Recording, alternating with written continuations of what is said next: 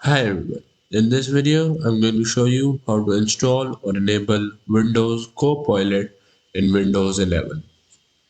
So first of all, you will have to type in here settings and enter.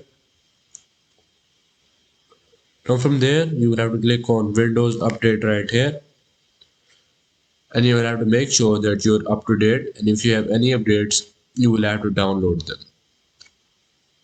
And after you updated your Windows, close this window right here and right click on this taskbar right here and click on taskbar settings.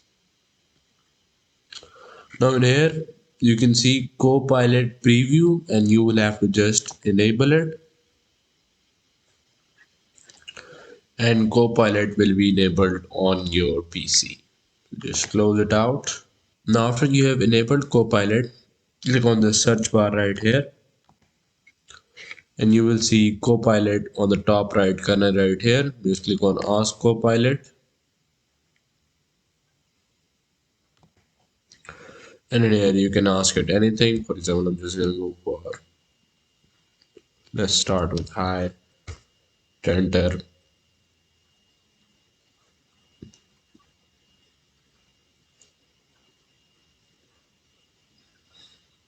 and it replies with this.